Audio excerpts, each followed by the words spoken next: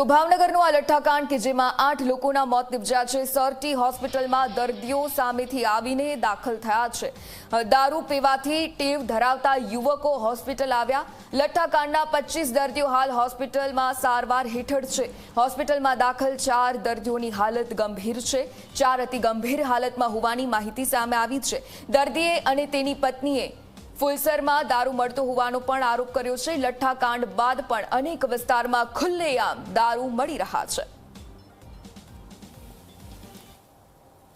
બગુભાઈ કેટલા દિવસ વખતથી દારૂ પીવો છો? ઘણા સમયથી પીવું છું। શું થાય છે એના કારણે? પેટમાં દુખે છે। ક્યારે દારૂ પીધો? આજે સવારે સવારે જ તે શું થયું? પેટ ખૂજાઈ ગયું છે આખું, હલાતું નથી, ચલાતું નથી। દારૂ શું કામ પીવો? નથી રહેવાતું, વ્યસન થઈ ગયું એક જાતનું। તમે કઈ જગ્યાએ દારૂ મળે છે? ત્યાં ઘણી જગ્યા મળે છે, ઘણી જગ્યા મળે, કોઈ નામ ન દેવા જવાય। કયા વિસ્તારમાં? ઘણા વિસ્તારમાં મળે, ફુલસરમાં આખા ગમે ને કોઈ નામ ન દેવા જવાય। એમ નામ દેવા અમારે આજ તો કાલ સવારે અમે અહીંથી દવાખાને નીકળી જાય, અમારે માં વધે કે ન વધે એમ કયો? આજે ગૌતમ સોલંકી જે દારૂ વેચે છે ત્યાંથી લેવા હતા? ના, તો ક્યાંથી લેવા હતા? કોણ વેચે છે? કોણ?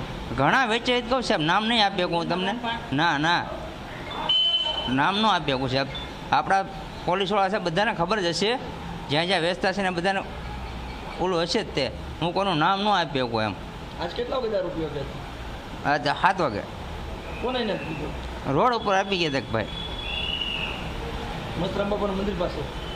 ના ખારામાં છે, રેખાબેન નામ છે એનું, અને બીજા ઘોગાભાઈ નામ છે, એ વેચે છે, અને બીજા સાઈડમાં ઘર છે, ઘરે વેચે છે દારૂ। નામ તો આપણે નથી ખબર, પણ એક રેખાબેન એક સાઈડમાં કે ને એ દારૂ વેચે, એટલે તમે અહીંયા બંધ કરાવો ને તો સારું છે બધા માટે। પોલીસ આવે છે? પોલીસ આવતા છે નહીં આવતા એ જ નથી ખબર, હવે આવતા જશે ને, પણ પૈસા લઈને વહી જાય પોલીસવાળા। બીજું શું કરે પોલીસવાળા? તો પોલીસવાળાને પૈસા મળી જાય, રિશ્વત આવી જાય એટલે પૂરું થઈ જાય પોલીસવાળાને।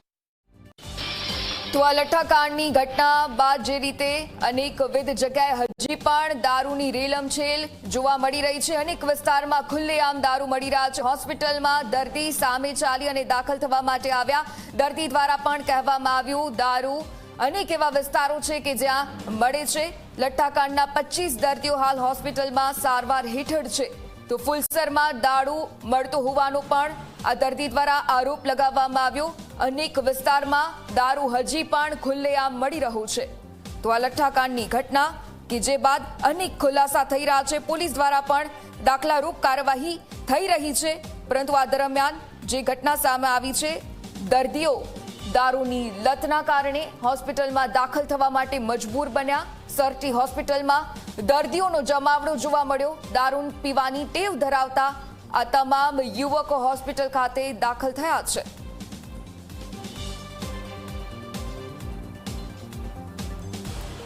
તો ફુલસરમાં દારૂ મળતો હોવાનો આરોપ પણ તેમના દ્વારા કરવામાં આવ્યો। ભાવનગરની આ ઘટના, આ લઠ્ઠાકાંડ દર વખતે થતો હોય ને ત્યારબાદ થોડા સમય સુધી પોલીસ દ્વારા કાર્યવાહી કરવામાં આવતી હોય છે, પરંતુ અમદાવાદ હોય કે પછી ભાવનગરના અનેક વિસ્તારો કે જ્યાં પણ દારૂ મળવાની આ ઘટના સામે આવી। ત્યારે બી આ પ્રકારનો દારૂ જોવા મળે ત્યારે એની અંદર મિથેનોલનું પ્રમાણ વધારે હોય। ઘણી વખત એ મિથેનોલનું ઇથેનોલનું મિશ્રણ પણ કરતા હોય છે। આ જે મિથેનોલ છે, જેને વુડ આલ્કોહોલ કહેવાય, જેને આપણે ગુજરાતી ભાષામાં લઠ્ઠો કહીએ છીએ, તે બહુ જ ખરાબ રીતે અસર કરે। એનું વિભાજન થઈને જે ફોર્મિક એસિડ બને, જેના કારણે આંખ એટલે કે દ્રષ્ટિથી, કિડનીથી, મગજથી, આ બધી જ જગ્યાએ મહત્ત્વના અંગોને નુકસાન થઈ શકે। સાહેબ આજે ભેળસેળ છે એમની અંદર આમ જોઈએ તો બીજા મલ્ટીપલ ફેલિયરની શક્યતાઓ રહેતી છે? હા, સ્વાભાવિક રીતે લીવર, કિડની ઇન્જરી થાય એટલે બધા જ ઓર્ગનને અસર થવાની શરૂઆત થાય અને મલ્ટી ઓર્ગન ફેલિયર તરફ પણ દર્દી આગળ વધી શકે છે। આપના હોસ્પિટલમાં જે દર્દી આવે ત્યારે એની પ્રાથમિક હાલત કેવી હતી? પ્રાથમિક હાલત દરેક દર્દીની મેઇન કમ્પ્લેન હતી બ્લરિંગ ઓફ વિઝન। 1 થી 2 દર્દીની વિઝન તો ઘણી અંશે નાદુરસ્ત હતી। શ્વાસ લેવામાં તકલીફ, કોન્સ્ટન્ટ વોમિટિંગ ચાલુ, અને 1 ને 2 દર્દીની ભાન અવસ્થા પણ ઓછી હતી। અત્યારે કેવી સ્થિતિ છે તમામ? 8 એ 8 દર્દી કહું છું કે ભગવાનની દયાથી, મહેનતથી, સમયસર સારવારથી આ બધા જ પ્રકારના દર્દીને અમારી આશા છે કે લગભગ 1 કે 2 દિવસમાં રજા પણ આપીશું।